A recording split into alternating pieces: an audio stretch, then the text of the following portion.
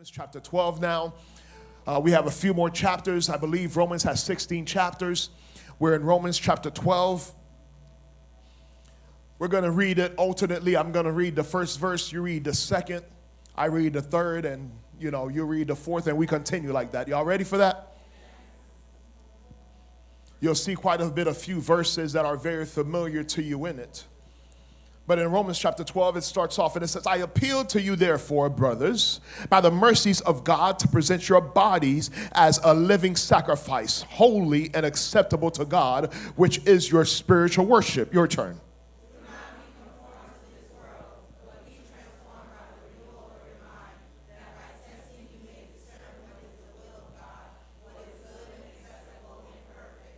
For by the grace given to me, I say to everyone among you to not think of himself more highly than he ought to think, but to think with sober judgment, each according to the measure of faith that God has assigned.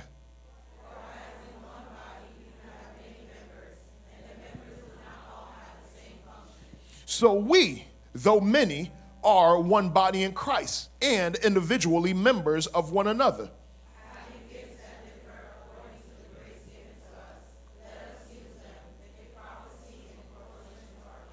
If service in our serving, the one who teaches in his teaching.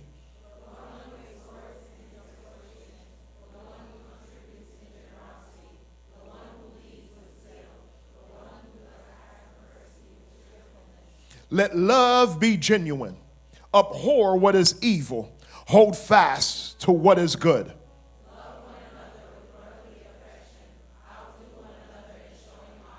Do not be slothful in zeal. Be fervent in spirit. Serve the Lord. Rejoice in hope. Be patient in tribulation. Be constant in prayer. Contribute to the needs of the saints and seek to show hospitality. Bless those who persecute you. Bless and do not curse them. Rejoice with those who rejoice. Weep with those who weep.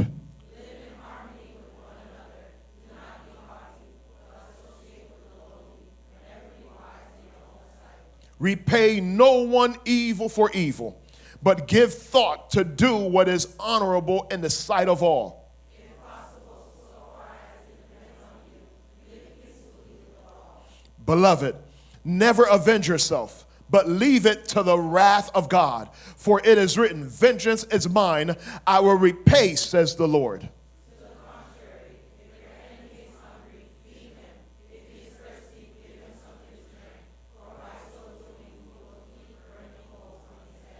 Do not be overcome by evil, but overcome evil with good. Before you sit down, tell your neighbor an acceptable worship.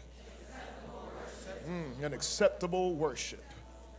Yes, an acceptable worship. An acceptable worship. One thing that I have realized, we really don't know how to worship God. We think on Sunday mornings when we gather together and we sing, we give praise, you are Alpha and Omega. This is when we worship God. Your worship actually begins at home. Let me go deeper into this. Your worship actually begins how you treat your spouse. Can I go further? Your worship actually begins how you treat your children. I know y'all don't like that, because we like to treat children as if they're second-class citizens. Your worship begins, the way that we treat one another outside of these four walls. But yet, for some reason, we think of ourselves more highly than we ought. This is why last week Paul talked about it, and we mentioned it, where we have to learn to humble ourselves. Y'all remember that? The Bible says for us to come in and offer ourselves as a living sacrifice, holy and acceptable unto the Lord, which is our reasonable worship, or our sacrifice, our reasonable ways to give God praise. To be a living sacrifice means while you are living, some things are dead to you. Did you catch that? Because that's almost like two words that don't go together. for you to be living and you're a sacrifice. Because sacrifice is actually dead. And yet you're saying living, so it's an oxymoron for you to be a living sacrifice. So the actual meaning of it is while you are living, there are certain things that are dead to you. Oh, you don't like that, I know.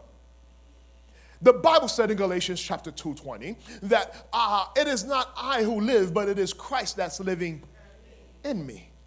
It's not me who's living, but it is Christ that's meaning if your name is John, it is no longer John that's alive, but it's actually Jesus that's alive in me using the body of John. So there are certain things that you want to do as a Christian. You have to ask yourself, am I doing it for me, but when you're supposed to be dead? Whew.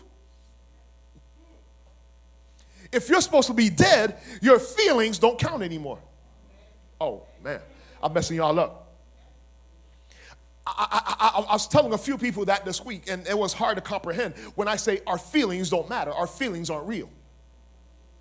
I know that's tough to hear because we want our feelings to count. But you're mad, how do I touch your madness?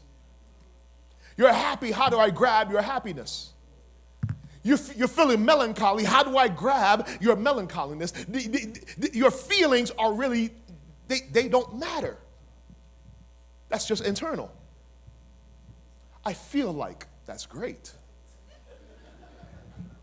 But is it real? Are you here with me? I feel like having $2 million. That's great. But is it real? You have to get to reality because we're living in a time where a lot of us live on our feeling and feelings aren't real. Wait. Jordan Peterson was talking to a young woman, and the young woman was saying how she is a man, and she was saying how she feels like a man. But yet when you look at her, you're like, this is a woman.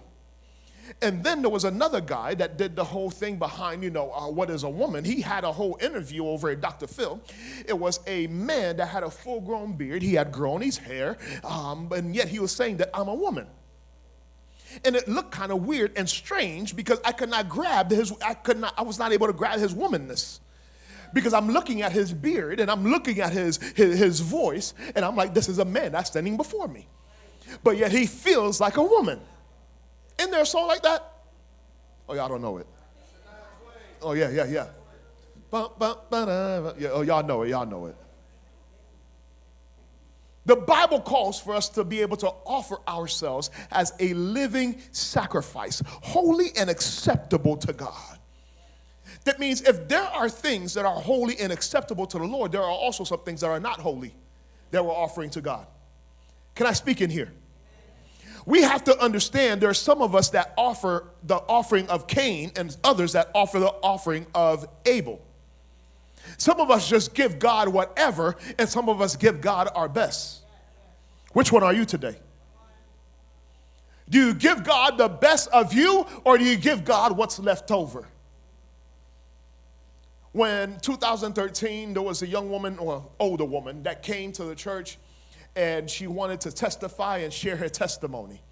And when she came to share her testimony, she came with a group of people. They came for like 3-4 Sundays in a row.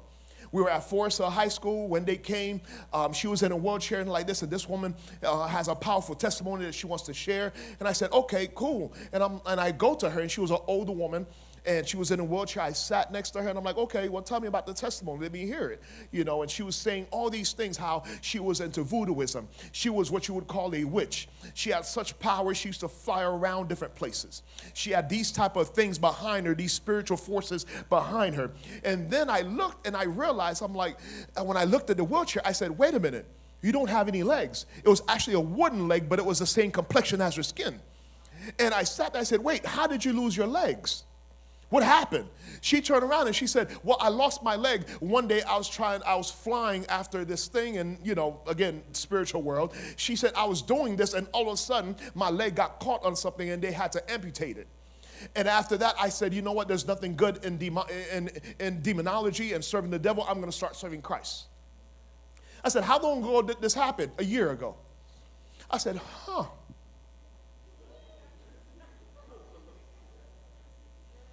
I sat back and I said, well, unfortunately, I don't think you're ready to be able to share this testimony with anyone.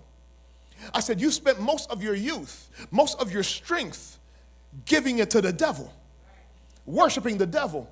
And now you just got into faith, and the only reason you came into faith is because the devil decided to take your legs. Now you say you want to give the little bit that you have left. You're in your 70s. If you have 5 years left, who knows? But this is the little rest that you want to give to God. I said, we're not ready for that. They got upset. I never saw them again.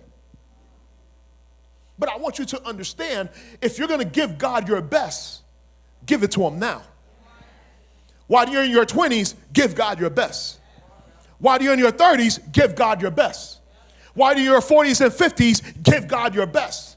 Even while you're in your 60s and 70s, give God your best. Because you can't wait until right before the grave. Well, Lord, here it is. The last little bit that I have left. Who would want that? Let's think about this. If some of us right now, you were not that good looking in high school.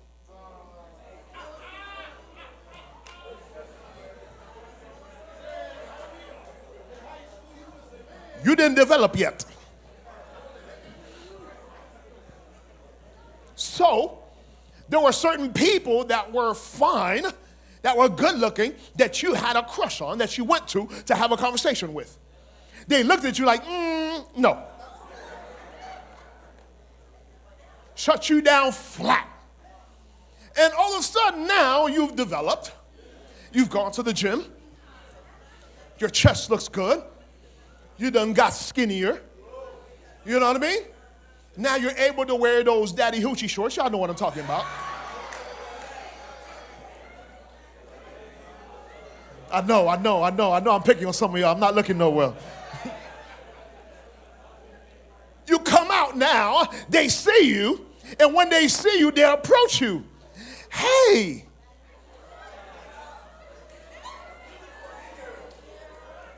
Weren't you? But now that you remember how they rejected you, you turn around and you're like, no thanks. But you go further because you've realized while they declined, you inclined. So how is it that some of us want Jesus on our decline stage and you want him to accept you when he's giving you life? He's giving you everything, but yet you rejected him the whole time. The moment things start going bad, that's when you're like, okay, Jesus, I want you now. You ever see people that have been in Christ most of their lives? They look good. People that have served God most of their lives, they look great.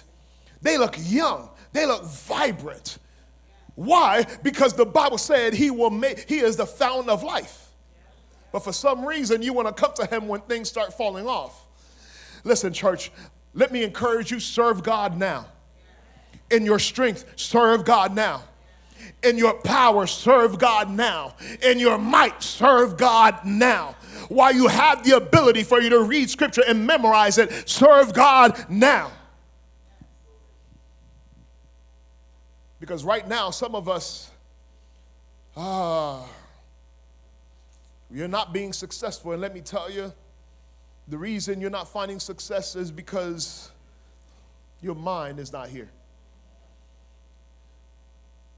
I don't know who God is talking to today, but some of us, you're not passing your college courses because of somebody in your life. You're giving them all your time talking to them at midnight, 1, 2 o'clock in the morning, instead of turning in your work that's due at midnight. Oh, talk to me, Holy Spirit. Your success and failure starts in the mind. I'm going to tell you again, your success and failure starts in the mind. You keep wasting your time with a Joe that can't do nothing for you. He really does not love you. He really does not care for you. But yet here you are giving him all your time. Listen, my brother, just because she is fine, she's got the Coca-Cola shaped body, and yet you keep thinking that this is the one. Leave her alone because she's not there for your success. Are you here with me? Some people are ready when you are up, but they're not ready to stay with you when you are down. Our mind is the first place that should be regenerated when we come to Christ. Our minds, meaning I no longer think the same. I no longer act the same because my mind has been regenerated. That means who I was, I'm not that anymore. Where I used to go, I don't go there anymore. My mind has been changed. There's been a change of mind and heart because I am no longer the same. But for some odd reason, we still remain the same even when we come to Christ. Our minds should change. We need to have a different mentality. If you had a mentality of poverty, when you come to Christ, it should change. Oh man, I'm messing y'all up. Because in Christ, everything is the best. You ever go to certain places and it seems like anything that's Christian is mediocre? Oh, talk to me, church. You ever go to certain places and it seems like everything that's godly seems to be the worst? Worse dressed, worse makeups, worse hair. It's like, wait a minute, some don't even believe in deodorant.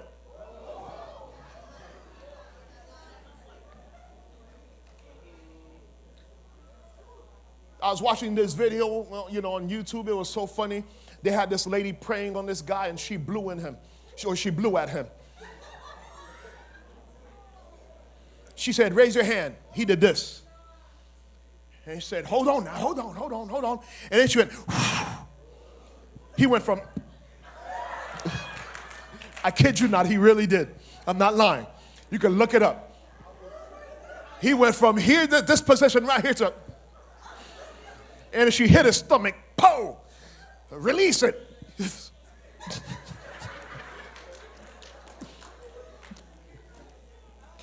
We can't be in God and not be the best. You have to have the best. You have to be the best. God has called you for you to be the head and not the tail.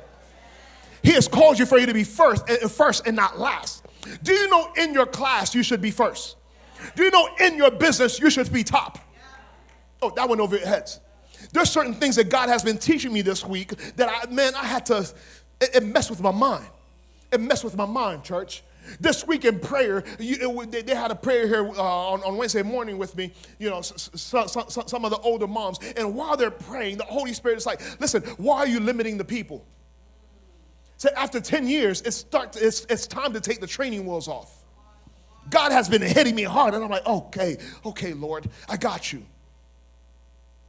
But for some odd reason, our minds still remain the same as if we are children. David said in 1 Corinthians 13, when I was a child, I thought like a child. I reasoned like a child. But when I became a man, I let go of all childish things.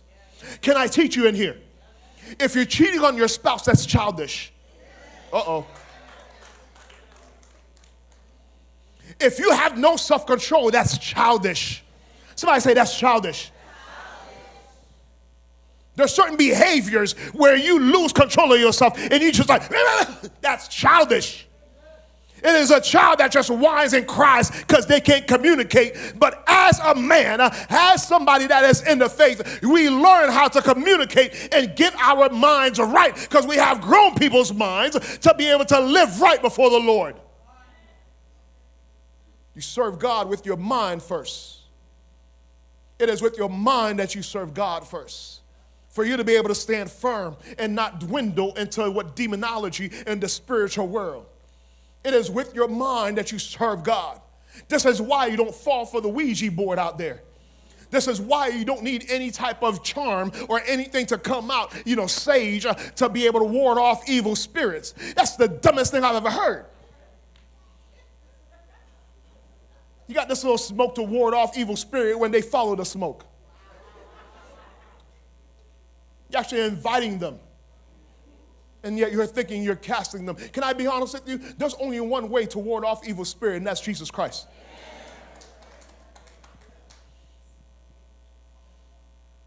Just in case you don't know, God does grade. He does put us through classes where we go through tests. What I love about God is that sometimes, I remember in college, in college and universities, if everybody got a low grade, the teacher kind of graded based on who got the highest. You remember that? They put it on a grading scale, but God's grading scale is Jesus. That went over your heads. His grading scale that means perfection. So here you are trying to look at your grade compared to somebody else, but you might still fail because when you compare it to Jesus. The Bible said we are all in the same body. While we're in the same body, but we're in the same class, but we all have different assignments. Your assignment might be prayer. My assignment might be giving. Are you here with me? Your assignment might be prophecy. My assignment might be teaching. But everybody's got different assignments, but we're in the same class. What I love about God is if you keep failing, he keeps, boy, you got to do the class all over. In elementary school, they skip you, they pass you. You know, you could go through a grade. But in God, he doesn't do none of that. You walk from grace to grace, glory to glory, meaning you go through class and class. There's no such thing as I have made it, I'm better than anyone else. You got to go through God's class, y'all. We are all graded the same, and the scale is Jesus Christ. There is no special assignment in Christ. You think because you are on a praise team that you have a special assignment. You think because you're preaching, you have a special assignment. You think because you're in the parking lot that you have a special assignment. Everybody's got the same assignment, and that's to make sure Jesus is the center of our lives. Boy, this is messing with a lot of our theology. Because some of us thought that we were up here and other people were down here. It seems like for the past few chapters, Paul's been telling the church for them to humble themselves. Stop thinking that you're so special and that you're so great. We need to learn to humble ourselves. The Bible tells us the only thing that we should compete in is to be able to outdo each other in showing honor. Outdo each other in showing honor. You know, I love going out to restaurants with my white brothers and sisters. I do. When I go out to restaurants with them, you know, they fight who's going to pay the bill.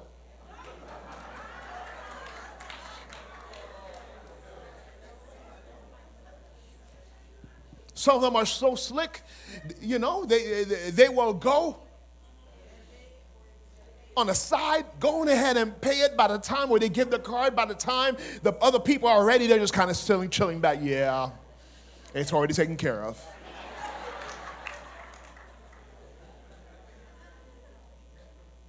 But when I do go out to restaurants with my darker complexion brothers and sisters,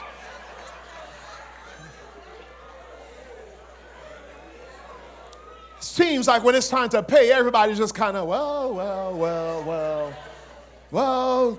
It's a competition to see who can pull out the card last. The Bible says for us to outdo each other in honor, showing honor. When's the last time you showed honor to someone? When's the last time you went to a restaurant, you know, and a drive-thru, and you're like, you know what, the person behind me, I'm going to take care of their meal. Oh, man, y'all don't do that, huh? Y'all like, no, you don't know how much it is, Pastor.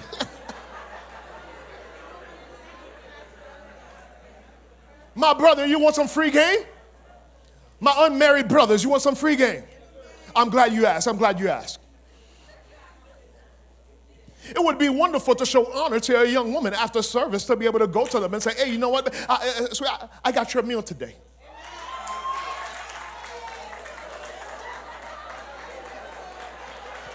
The fellas are like, I don't know about this, Pastor.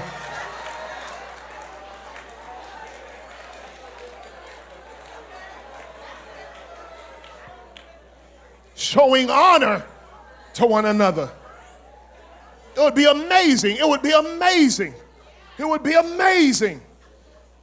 Especially if she likes the meal. Like, oh my God. You don't need to go out. You find you a nice little table somewhere, you know, in the lobby. Just chill. Let's sit down and eat together. Let me get to know you a little bit. I'm giving you a free game here, but y'all don't take no notes. It's okay. But the Bible says for us to be able to show honor to one another. When's the last time you showed honor to your parents? When's the last time you said, Mom, I'm going to take your car to get washed for you? When's the last time you did that? When's the last time you told your dad, Pops, don't worry about it, man. I'm going to take care of this mortgage for you to this month. Oh, it got quiet in here. When's the last time you showed honor? even to your supervisor, to your boss. When's the last time you went and got breakfast and said, you know what, I'm going to get you something too? I see you like your Dunkin' Donuts. How do you like it? You like 4 sugars? You like latte? You like whatever, macchiato, whatever name it is? Bocchijado? Y'all know it. To be able to show honor, church. This is what God has called us to do, for us to outdo one another in showing honor and to live in harmony. How do we not live in a harmony and yet you're in the same house together with your spouse and you both are believers? How are you both sleeping on opposite sides? One head is facing north, the other head is facing south. Man, that couldn't be me. I'll be tickling my wife's feet. You have to flip over. Stop tickling my feet. Okay, well, come on over here then. The Bible calls for us to live in harmony. Somebody say harmony. There should be no beef among us. There should be no issues among us. My sisters, there's no reason for you to be mad at another sister because the brother decided not to be with you and decided to do it with somebody else. Live in harmony. Live in harmony. In harmony, in harmony. Live in harmony. In harmony. There's no reason, none. Because sooner than later, your turn will come.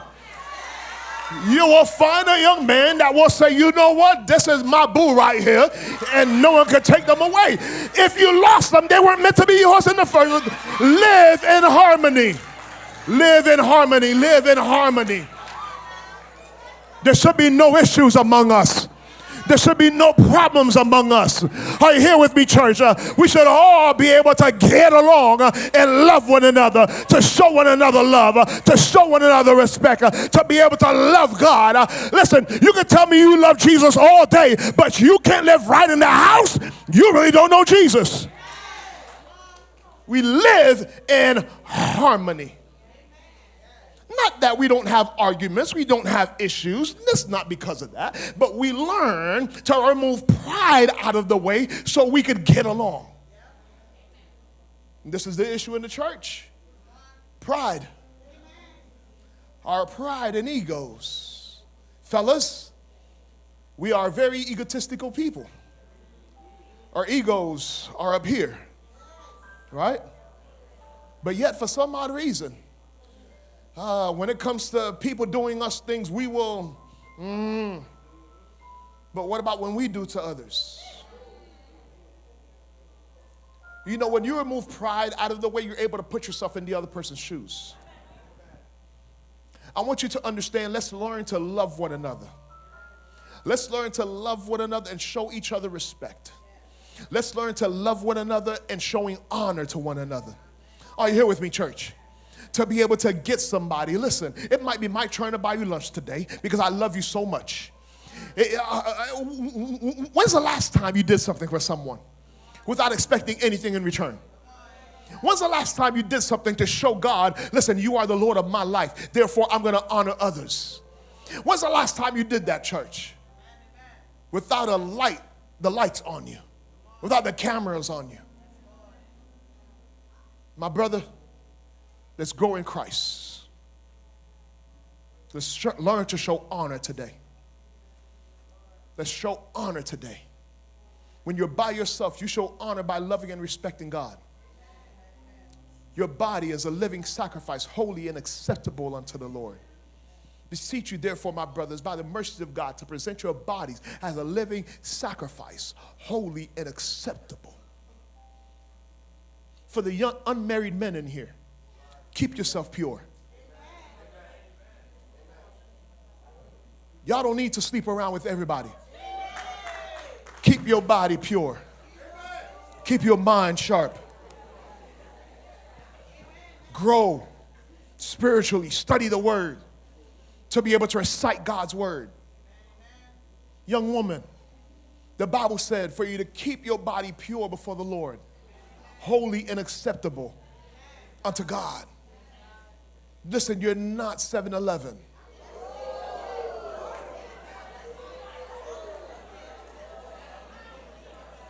No one should have access to you 24/7. We need to be able to say, hold on, my brother, there's certain times you can't call me. If they're calling you at 2 o'clock in the morning, that's not a friendship call. That's not a brother, sister in Christ type of call. Y'all know what type of call that is. Y'all know what it is. But can we outdo each other starting today in love? Can we start outdoing each other in honor today? Church, can we start outdoing each other today? Look at the person next to you. Tell them, it's my turn, it's my turn, it's my turn. It's my turn to outdo. It's my turn to outdo you. It's my turn to outdo you. It's time to pay. It's my turn. Oh, come on, church. Before I go, let me talk to the married folks in here. It is time for you to outdo your spouse.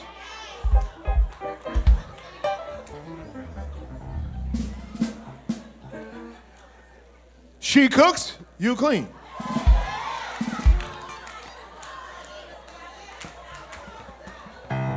Oh, y'all not gonna, you guys are not gonna like this one. He works, you serve.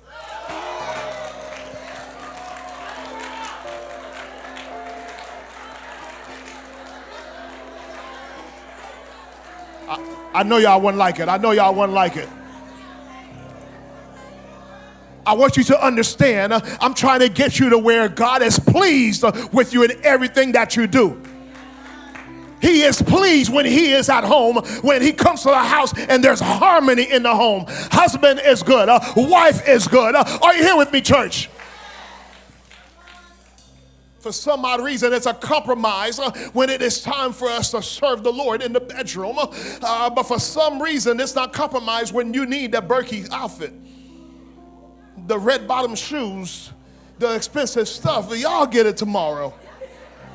Y'all Birkin, whatever this name is. Y'all know it. Birkin, Berkey. All I know is it is expensive. But for some odd reason, when it's time to take care of the husband, you have a headache. Your stomach hurts. I'm tired. May God bless you.